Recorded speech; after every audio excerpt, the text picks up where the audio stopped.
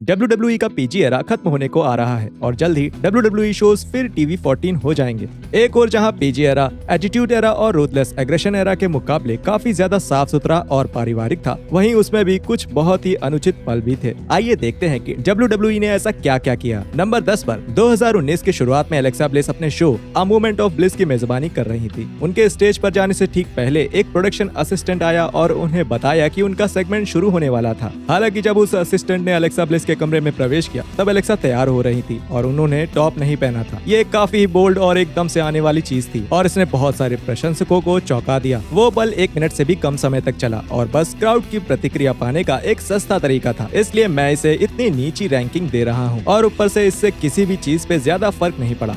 Number 9, 2020 के Sheamus ने Hardy के जीवन की वास्तविक एडिक्शन की समस्याओं पर जेफ हार्डी के पीछे पड़ना कर दिया। ये हरकत ही अकेले काफी खराब थी, लेकिन WWE इस कहानी के साथ और भी आगे बढ़ गया और जेफ हार्डी का एक कार एक्सीडेंट भी करवा दिया। हालांकि वो पल जो बहुत ही अनुपयुक्त था वो तब हुआ जब द केल्टिक वॉरियर और द कैरिस्मेटिक एनिग्मा रिंग में मिले एक कॉन्ट्रैक्ट साइनिंग के लिए।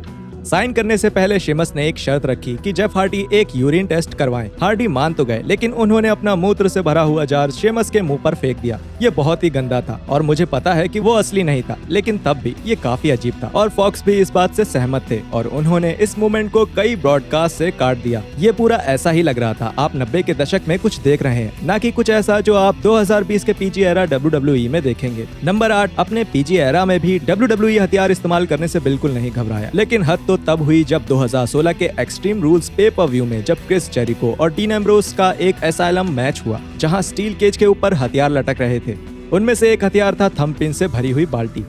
दोनों आदमियों ने एक दूसरे को थंबपिन्स के ऊपर फेंकने की पूरी कोशिश करी, लेकिन आखिरकार क्रिस जेरिको ही उस थंबपिन्स के बिस्तर पे पटक दिए गए। WWE में थंबपिन्स को देखना वैसे भी आम बात नहीं है, तो किसी मैच में उनको देखना थोड़ा चौंकाने वाला होता है, पर ये थोड़ा और चौंकाने वाला था क्योंकि ये पीजी एरा में हुआ था। और इस बात में भी बिल्कुल हैरत नहीं है कि हमने इसके बाद और मैचेस में थंबपिन्स यूज होते नहीं देखा। नंबर 7, रेसलमेनिया 25 में ट्रिपल एच के साथ अपने मैच से कुछ दिन पहले से ही रैंडी ऑर्टन ने द गेम के परिवार के ऊपर काफी ज्यादा अटैक्स करना शुरू कर दिया। सबसे पर्सनल मूवमेंट हुआ मैच के कुछ हफ्तों पहले। द लेगेसी की मदद से रैंडी ऑर्टन ने द गेम को रिंग रोप से हथकड़ी लगा दी और जब ट्रिपल एच की बीवी ने उन्हें बचाने की कोशिश करी तब द वाइपर ने उन्हें अपने सिग्नेचर मूव DDT से नॉकआउट कर दिया।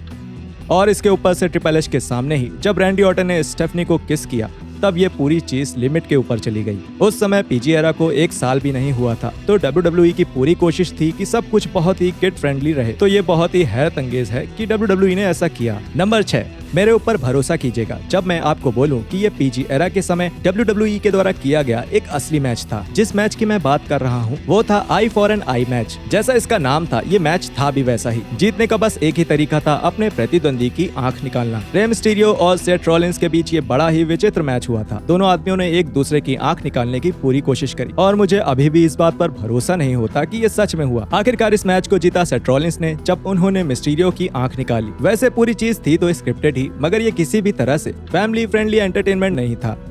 नंबर 5, एलेक्सा ब्लिस अनुपयुक्त पलों को बनाने के लिए जिम्मेदार हैं। 2020 के आखिर में जब रैंडी ऑर्टन ने द फील्ड को हराया तब एलेक्सा ब्लिस उसको लेकर बहुत खुश नहीं थी और उन्होंने द वाइपर की जिंदगी को जहन्नुम बनाने को अपनी जिंदगी का पर्सनल मिशन बना लिया। उन्होंने कई अजीबोगरीब चीजें की, जैसे द वाइपर से एक काले लिक्विड की उल्टी करवाना और भी बहुत कुछ, लेकिन उन्होंने सबसे खराब और क्रीपी हरकत की थी जनवरी 11, 2021 के रॉ के एपिसोड में। रैंडी ऑर्टन अपने पुराने दुश्मन ट्रिपल एच से लड़ रहे थे जब अचानक से पूरे एरिना में अंधेरा हो गया और फिर अचानक से एलेक्सा रिंग में आ गई। उन्होंने फिर कुछ ऐसा किया जिसकी किसी को उम्मीद नहीं थी। उन्होंने ऑर्टन के मुंह पर एक आग का गोला शूट किया। इसका असली असर हमें अगले हफ्ते देखने मिला। रैंडी को एक प्रोटेक्टिव फेस मास्क पहनना पड़ा। किसी को मारना एक तरह का वायलेंस होता है, लेकिन किसी का चेहरा जला देना बिल्कुल ही अलग है और ये बिल्कुल भी पीजी तो नहीं है। नंबर 4 पर आता है द यूसोस और न्यू डे की 2017 की राइवलरी। ये बहुत ही बेहतरीन थी और कुछ बहुत ही अच्छे मैचेस भी थे, पर उनका सबसे यादगार पल था स्मैकडाउन के दौरान जब दोनों टीम्स की एक रैप बैटल हुई और MC के ये कहने के बाद भी कि We're gonna keep it clean, alright? Still PG. वो सेगमेंट वैसा नहीं रहा। दोनों ही टीम्स ने अपना अपना कार्य शुरू किया और फिर जिमी यूसो ने ये कहा, Just don't get all rated R like your boy Xavier Woods. Jimmy यहाँ पर कुछ महीने पहले जेवियर वुड्स और उनके एक साथी WWE रेसलर पेज की लीक हुई प्राइवेट वीडियोस की बात कर रहे थे। इस रेफरेंस को WWE टीवी पर सुनना बिल्कुल पागल कर देने वाला था और WWE ने इसे अपने YouTube चैनल पर डालने से पहले एडिट करके हटा दिया था। नंबर 3, ब्रॉक लेसनर किसी भी रेसलर से अलग हैं।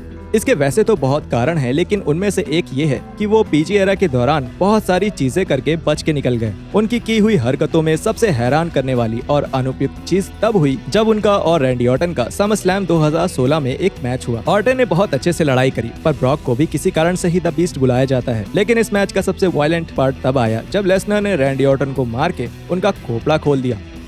और मैं ये मजाक में नहीं बोल रहा, उनका इतना ज्यादा खून बहा कि उसे देखकर 90 के दशक में ECW की याद आ गई। जैसे ही ऑर्टन को चोट लगी, मैच तुरंत वहीं रोक दिया गया और ये बहुत अच्छा हुआ कि मैच रोक दिया गया, क्योंकि बाद में रिपोर्टर्स से ये पता चला कि ऑर्टन का इतना खून बहना ही नहीं चाहिए था। पर इससे भी यह बात नहीं बदलती है कि ये पीजी एरा के इतिहास के कुछ सबसे वायलेंट पलों में से एक था। नंबर 2, 24/7 चैंपियनशिप के आने के कुछ समय बाद से ही टाइटल के ड्रेक मैवरिक और R-Truth की लड़ाई शुरू हो गई थी। इन दोनों की राइवलरी तब बढ़ गई जब ट्रुथ ने मैवरिक को उनकी शादी के दिन पिन करके टाइटल जीत लिया। इसके बाद से ड्रेक की बीवी रेने मिशेल उन दोनों के साथ टीवी पर आने लगी। टाइटल को वापस जीत लेने के बाद मैवरिक अपनी बीवी के साथ हनीमून पर गए और इससे एक सेगमेंट आया जहां ड्रेक मैवरिक और रेने मिशेल बस सुहागरात मनाने ही वाले थे और ये एक पीजी शो के लिए बहुत ही अनुपयुक्त था। Come on, little girl, just hold with me. ये कुछ ऐसा था जो फैंस एटीट्यूड एरा में देखते, न कि एक PG family friendly WWE show पर। नंबर 1, 2015 की सर्वाइवर सीरीज से एकदम पहले वाली रॉ में पेज और शार्लेट के बीच पे पर व्यू में होने वाले उनके मैच के लिए एक कॉन्ट्रैक्ट साइनिंग होना था। सब कुछ ठीक ही चल रहा था और यहाँ तक शार्लेट ने यह भी कहा था कि वो ये मैच अपने भाई रीड फ्लेयर, जो कि 2013 में 25 साल की उम्र में चल बसे थे, उन्हें ट्रिब्यूट देने के लिए खेल रही हैं। ये सुनकर पेज बोली कि You're wrong, sweetheart. 'Cause your little baby brother, he didn't have much fight in him, did he? Oh, come on. ये बहुत ही अनुपयुक्त था और बहुत लोगों के लिए ये हद से भी पार चला गया था। ये तो हमें नहीं पता कि फ्लेयर परिवार को इस होने वाले स्टेटमेंट की जानकारी थी या नहीं, लेकिन ये फिर भी बहुत ही ज्यादा था। मेरे ख्याल से ये तो एटीट्यूड एरा के लिए भी उपयुक्त नहीं था। इस चीज को और भी ज्यादा अनकंफर्टेबल ये बनाता है कि पेज खुद भी ये लाइन बोलने में काफी अनईजी दिखाई पड़ रही थी। अब तो हमें मूड हल्का करना ही पड़ेगा। सबसे एम्बैरेसिंग WWE ब्लूपर्स देखने के लिए ये वीडियो देखिए।